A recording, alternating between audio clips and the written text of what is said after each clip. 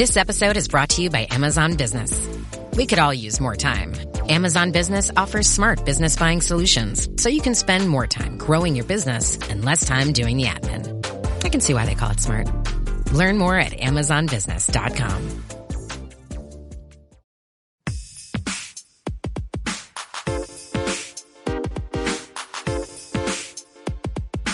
Welcome to From Dorms to Desks, job hunting tips for those early in their careers. A podcast brought to you by College Recruiter job search site, which believes that every student and recent grad deserves a great career, and hosted by Work Defined. Join our AI co-hosts as they dive into tips, tricks, and insights that will help you land your next part-time, seasonal, internship, or entry-level job. Let's get your career started. Hey everybody, welcome back for another deep dive, and today we're going to be looking at a topic that's probably on a lot of people's minds right now, landing that first job after college. Oh yeah, especially in this economy. It's tough out there. It feels a little bit like back in the 80s when things were a little uncertain and scary. But that's why we're here, to give you guys some advice and some tools to make it through. So to help us, we're going to be looking at a video from Susan Kennedy. She is the Director of Career Services for Regis College in Weston, Massachusetts. And she's been doing this for years. She really knows her stuff. And this video we're looking at is called Creative Job Search Strategies in a Challenging Market. Yeah. Kennedy doesn't sugarcoat things. No. Right out of the gate, she hits you with that unemployment number for recent grads. Yeah. 15.2%. Oof. That's almost double what the class of 2007 had to deal with. Yeah, that's a number that makes you want to go hide under your covers for a little while. Yeah. But I think before we do that, maybe we can try to break down, why is this job market so tough right now? Is it just the economy, or are there some other factors at play? Oh, it's definitely a lot of things. It's not just one thing. It's kind of like a perfect storm. You've got economic jitters, obviously, that's a big one. Industries are restructuring themselves. And then you've got automation coming in, changing the skills that are even needed for jobs. It's a lot for anyone to handle, let alone somebody fresh out of college. Yeah, it sounds like it's not even just that there are fewer jobs. It's like the types of jobs are changing, too. Exactly. That's one of Kennedy's big points, is that it's not about just finding any job anymore. You need to find the right job from the get-go. Okay, but isn't that a little idealistic? I mean, shouldn't you just be happy to get anything and then figure it out from there? Well, she has a point, because she points out in the video that 64% of young professionals end up leaving their first job within 3 years. Wow. So they're hopping around trying to course correct. Okay, so what's the big deal with job hopping? I mean, I feel like we hear that term a lot. Yeah. But what's the actual downside of that? There is a downside, and Kennedy calls it the recession compensation gap. Okay. Basically, people who graduate during a downturn, like we're in now, they tend to earn about 9% less than people who graduate when the economy's doing great. Oh, wow. And that gap can last for like a decade. 10 years. That's a long time. So you're telling me that graduating during a recession can affect you financially for 10 years? Yeah, it's a scary thought. It is. It is. So that's why we're here, though, right? That's why we're doing this deep dive. So I guess the question then is, what can you do? How can you kind of lessen the blow and maybe even come out ahead? Well, luckily, Kennedy gives us some pretty great advice on how to do that. Okay, great. So what's the first thing? What's step one in this recession-proof job search strategy? Step one is, she says, to set realistic career goals. And I know that sounds like very basic career advice. Right. But she really stresses in this environment, it's not enough to just have a plan. Okay, so we need a plan B and maybe even a plan C. Yeah. So let's say, I don't know, somebody wants to work in AI development, but all those startups are on a hiring freeze. Right. What would their plan B look like? Well, their plan B might be something like a data analytics role. Okay. At a company that is incorporating AI into what they do. Oh, so you're still kind of moving in the right direction. Exactly. Okay, what about plan C, though? How out there do we need to be thinking? So plan C is about getting creative, maybe transferring your skills to a related field, maybe doing some freelance work to build your portfolio. Okay. It's all about showing that you are adaptable and willing to learn new things. So you're basically saying, hey, even if my dream job isn't available right now, I'm still valuable. I have all these other things I can do. Exactly. I like that. Okay, so plan A, B, and C, we got to be adaptable. What else is on Kennedy's list? She's really big on actively building your skills before the job market gets better. Okay. So things like volunteering internships, even temp work. So you're not just sitting around twiddling your thumbs waiting for the economy to turn around. You're actually being proactive, making yourself more valuable. Yeah, remember, hiring managers are getting tons of resumes. Right. You need something that makes yours stand out, that says, hey, I'm ready to work. So let's get specific for a second. Let's say our listeners listen to this and they're like, okay, I love this advice, but what does that actually look like for me? What are some actual skills I should be going after? What would you tell them? Well, I think you have to do a little research. Figure out what are employers looking for in your field. Is there a software? Is there a language? Is there a certification you can get? Right. And then look for resources. Yeah. There are lots of free and cheap things online. There are community groups. Yeah, sometimes it's not even about learning something brand new. It's about taking the skills you already have and presenting them in a way that's really eye-catching. Right. So like a great portfolio or spiffing up that LinkedIn profile. It's about showing your potential even if you haven't had that big job yet. Okay, I love that. So we've got adaptable goals and skills that sizzle. What else does Kennedy say we need to survive this job market? I think the next thing we got to talk about is the big one, networking. Mm-hmm. Networking. I know everyone hates that word. It makes everyone cringe. It feels icky. But Kennedy makes a good point, which is that it's even more important now than ever. Okay, so I guess we can't avoid it then. Mm. But how do you network without feeling like sleazy? She actually talks about this in the video. She says to ditch the whole transactional mindset. Okay. Don't go in thinking like, what can I get from this person? Right. It's more about building genuine connections and learning from other people's experiences. So less about collecting business cards and more about actual human interaction. Yeah, exactly. Okay, I like that. Yeah. So where do you even start with this whole networking thing? She says start with who you already know. Oh, okay. So classmates, professors, maybe friend of a friend who works in the industry you're interested in. You never know who might have a good lead or some advice. That's a relief. Yeah. Because I always picture networking as like those big stuffy events where you have to like awkwardly try to talk to people you've never met. But if it's people you already know, that's way less scary. Right. It's all about leveraging those relationships. So think about people you've worked with on projects or volunteered with or even just had interesting conversations with in class. Sometimes those casual connections lead to the best opportunities. So, okay, existing network check. Mm-hmm. But what about those more formal networking things, Mm-hmm. like conferences and industry events? Mm-hmm. Are there any tips for not feeling totally awkward at those? Yeah, Kennedy's advice is to go in with an intention. Okay. So before you even go think about, what do you want to get out of this? Do you want to learn about a certain company? Do you want to connect with people in a certain role? Right. Or just get a sense of what the industry's like? Hi, I'm Carmen Hudson. I'm the host of the Recruiting Book Club, and we're starting our second season. I'm so excited to bring to you another set of guests of recruiters who have written books. We are excited to have some very special guests this season. We've got Shally, we've got Craig Fisher, James Ellis, and quite a few other people that we're going to bring on board to tell us about what they wrote, why they wrote it, and maybe we'll veer off into a conversation about recruiting on all types of topics and subjects that happen in our industry. So I hope you can join us. I'm excited. Okay, having a goal in mind. Yeah. I can see how that would make it a lot less aimless. But what about the actual conversations? Any tips on how to actually talk to people without feeling like you're just giving them your elevator pitch?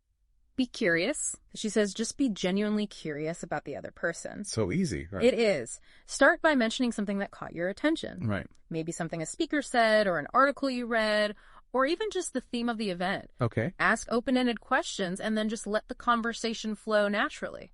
So it's more about finding common ground and actually having a conversation, and less about trying to impress everyone with all your accomplishment. Exactly. I can do that. Yeah. Okay, what about people who are more introverted? Does networking have to be this, like, big, scary in-person thing? Not necessarily. Kennedy talks about online networking, too. Oh, that's good. So joining industry forums, following people on LinkedIn, engaging in online discussions. There are tons of ways to network without even leaving your house. I like the sound of that. Yeah. Okay, so I guess the takeaway is whether you're a social butterfly or more of a wallflower, you can make networking a habit, Yeah. not a chore. And speaking of habits, Kennedy has another piece of advice that might surprise you. Okay, I'm intrigued. She actually encourages recent grads to be open to changing jobs frequently, Oh. especially early on in their careers. Okay, wait, isn't job hopping a bad thing? Like it makes you look flaky or something? It can be. Yeah. But she argues that in this market, staying in one place for too long might actually hurt your earning potential. Okay, I see where you're going with this. Yeah. So you're talking about that recession compensation gap again. Right. So you're saying that job hopping can help close that gap faster. Exactly. Okay. But how does that work? Every time you switch jobs, you have a chance to renegotiate your salary. Okay. And if you've been building your skills and your network, you're in a much better position to ask for what you deserve. So it's like each job is a stepping stone to getting to where you want to be salary-wise. Right. Okay. I kind of like that. Okay. But how do you know when it's the right time to move on?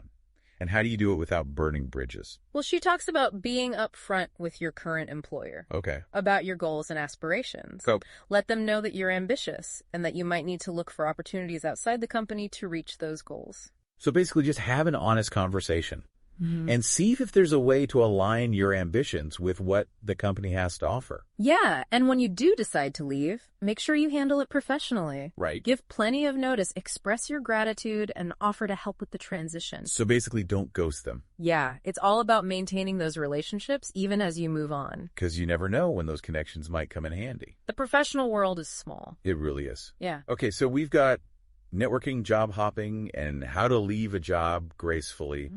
What else is on the agenda for conquering this job market beast? So we've talked about some pretty solid strategies, but I think it's important to remember that every industry is different. Oh, yeah, for sure. Like what works for getting a job in tech might not fly if you're trying to break into healthcare or nonprofit work. It's like different planets. Right. So I think the next step is to really become an expert in your chosen field. Okay. You know, do your research, figure out what's hot, what's not, what skills are in high demand. Yeah, you really got to be a detective.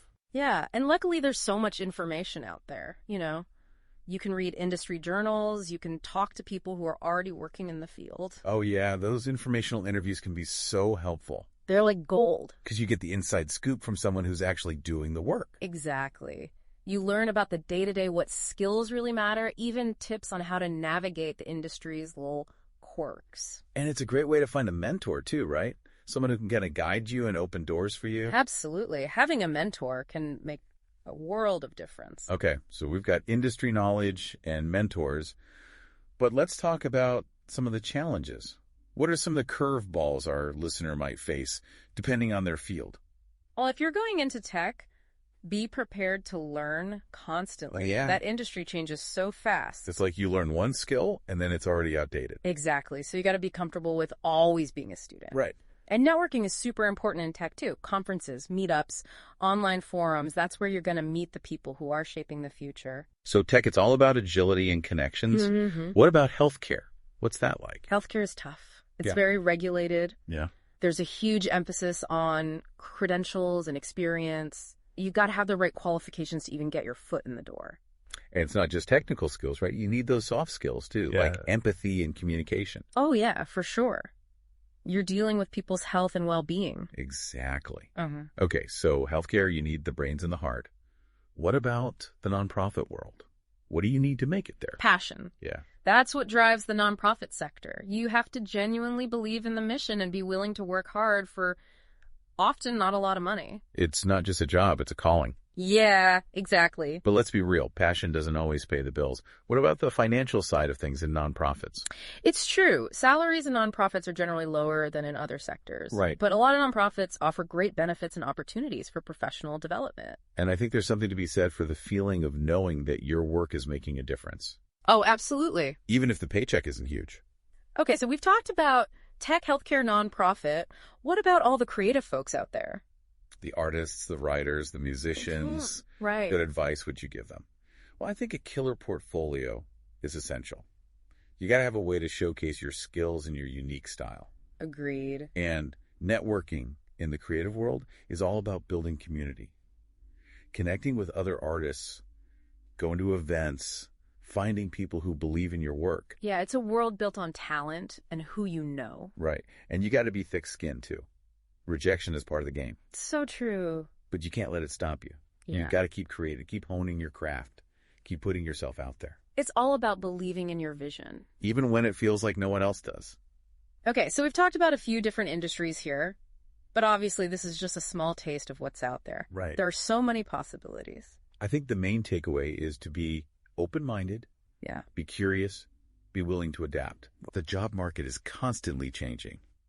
You got to be able to roll with the punches. So embrace the adventure, become an expert in your field, and never stop learning. I love that. This is your career, your journey, your chance to make your mark on the world.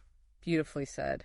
I think that about wraps up our deep dive for today. Yeah, we've covered a lot of ground. Yeah. But before we go, I want to leave our listener with one last thought. Oh, please do. Remember, the job search is a marathon, not a sprint. There are going to be ups and downs. There are going to be times when you want to give up. Oh, yeah. But don't. Celebrate the victories, learn from the setbacks, and never, ever give up on your dreams. Couldn't have said it better myself. To our listener, go out there and conquer that job market. We're rooting for you. Until next time, happy diving.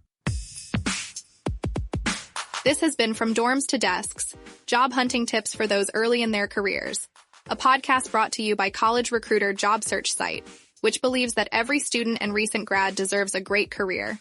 Each episode, we dive into tips, tricks, and insights that will help you land your next part-time, seasonal, internship, or entry-level job.